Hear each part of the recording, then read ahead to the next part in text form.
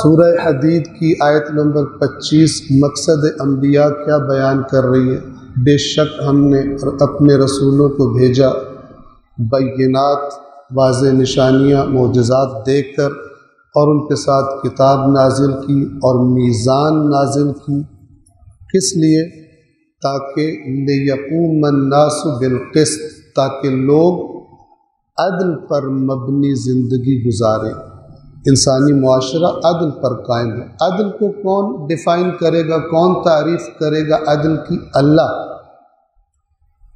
آج آپ دنیا میں دیکھتے ہیں اللہ کے واضح احکامات، حدود کے خلاف پرچار کیا جاتا ہے، اور جسے اللہ عدل کہتا ہے کچھ لوگ اسے ظلم کہنا چاہتے ہیں۔ بس ایک مومن کے لیے عدل کیا ہے؟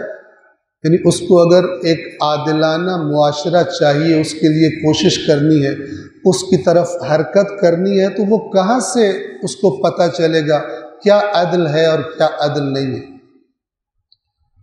تو ایک حد تک تو ہر انسان کے اندر قرآن نے گواہی دی، اللہ نے، خالق نے بتایا کہ میں نے ہر انسان کے اندر اچھائی اور برائی کی ایک سمجھ رکھ دی ہے۔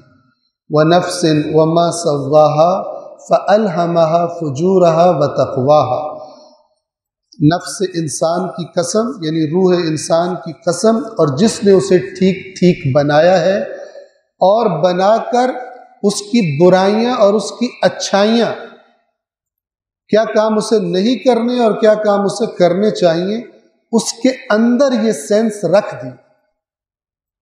لیکن یہ کافی نہیں، کمال تک پہنچنے کے لیے، مکمل کامیابی کے لیے یہ کافی نہیں ہے۔ اس سینس کو اور اس عقل کو اللہ نے مزید پالش کرنے کے لیے، مزید چمکانے کے لیے، نکھارنے کے لیے اپنے انبیاء بھیجے اور ان کے ساتھ اپنی کتابیں نازل فرمائی۔ عقل انسان کو رہنمائی کی گئی وحی الہی کے ذریعے سے۔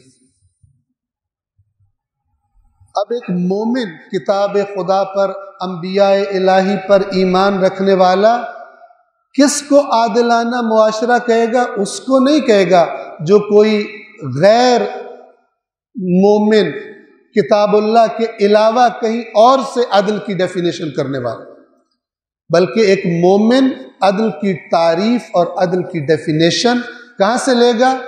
اللہ کی کتاب سے لے گا، اللہ کے رسول سے لے گا، اہل بیت اطہار سے لے گا۔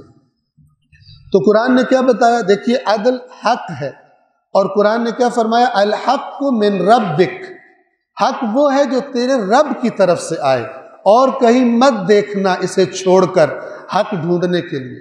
الحق من ربک فلا تکونن من الممترین، حق تو تیرے رب کی طرف سے ہے، پس ہرگز شک کرنے والوں میں سے نہ ہو جا، اوروں کی طرف مت دیکھنا، تیرے پاس قرآن ہے۔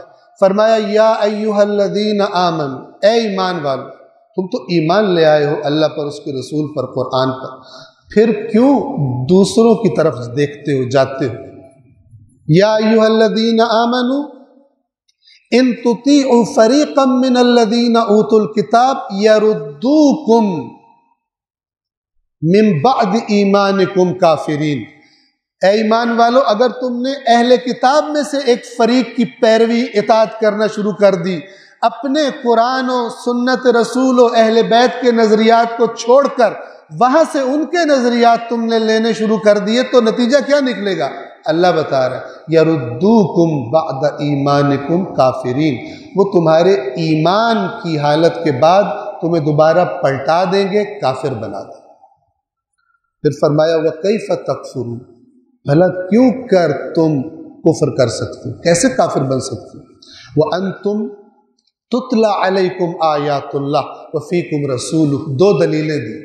کیسے تم کسی دوسرے کے آگے ہاتھ پھیلا سکتے ہو کسی نظریے کے لیے، اس کو کامیابی کا راستہ سمجھتے، جبکہ تمہارے سامنے اللہ کی آیات کی تلاوت کی جاتی ہے اور تمہارے درمیان اللہ کا رسول موجود ہے، ان دو کے بعد تمہیں کسی اور کی ضرورت نہیں ہے ادھر دیکھنے کے لیے حق کیا ہے اور عدل کیا ہے اور ترقی اور کامیابی کا راستہ کیا ہے۔ صلوات پڑھیے محمد وعلیہ۔